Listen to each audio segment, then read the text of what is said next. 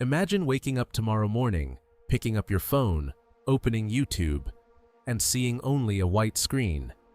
At first, you think it's a regular glitch. You restart the app, check your internet connection, open the site in your browser. Nothing. A few minutes later, the first message appears. YouTube is no longer working, not in one country, not with one provider, everywhere. And the strangest thing is, no one knows if it will come back. For the first hour, the world reacts as if it were a regular technical glitch. People log on to Twitter, Telegram, Reddit, TikTok, and ask the same thing. YouTube isn't working for you either? But within an hour, it becomes clear. The problem is much bigger. Millions of creators can't upload new videos. Streamers can't go live. Music videos disappear from their usual access. Educational videos, how-tos, reviews, podcasts, children's channels, archives, documentaries, all of it suddenly becomes unavailable. For the average viewer, this seems like an inconvenience.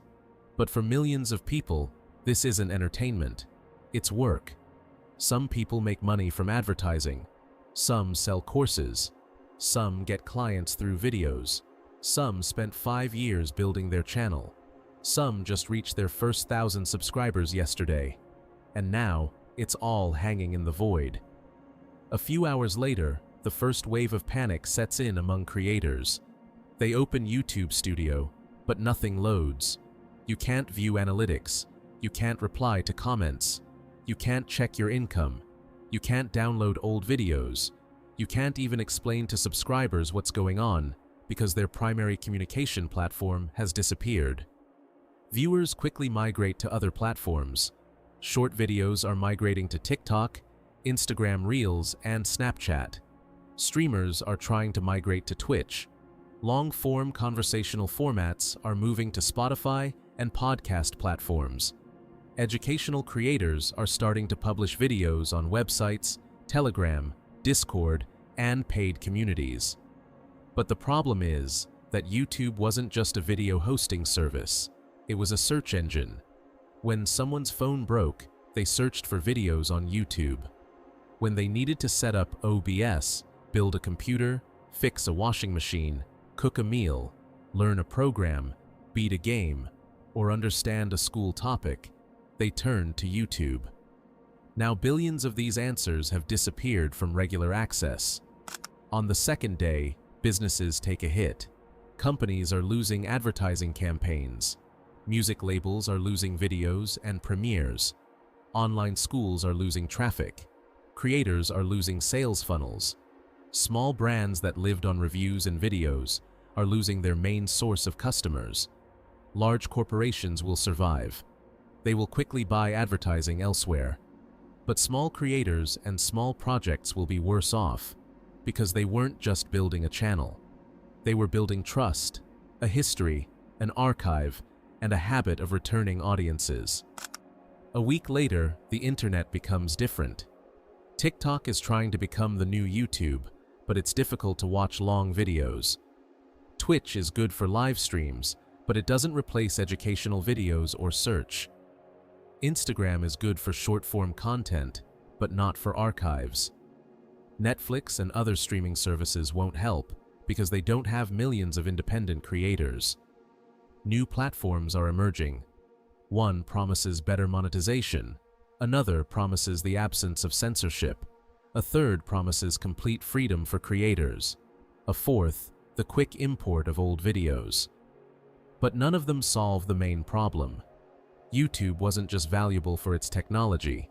It was valuable because it already had everyone. Viewers, creators, advertisers, music, education, memes, streams, archives, comments, and recommendations. When such a platform disappears, it's not just a website that disappears. The map of the modern internet disappears. Within a month, people get used to the new chaos. Major creators distribute their content across multiple platforms. Smart creators begin to build email lists, Telegram channels, Discord servers, and their own websites. Brands are no longer dependent on a single source of traffic. Viewers are beginning to understand that free access to a huge video library seemed natural until it disappeared. But the biggest change is in creators' mindset. Previously, many thought, I have a channel, so I have an audience. After YouTube's disappearance, it becomes clear. A channel isn't an audience. A channel is access to an audience through someone else's platform. If a platform disappears, so does access. And perhaps the main lesson of such a world would be simple. You can't build everything on one website. You can't store all your work in just one place. You can't assume that a platform that exists today will exist forever. YouTube wouldn't just disappear from the browser. It would disappear from habits, from morning breakfasts, from evening videos playing in the background, from lessons, from streams, from childhood, from work, from millions of little moments when a person didn't want to read the instructions, but simply wanted to watch someone else do it. And then the world would understand something strange. YouTube wasn't just a place where people watched videos.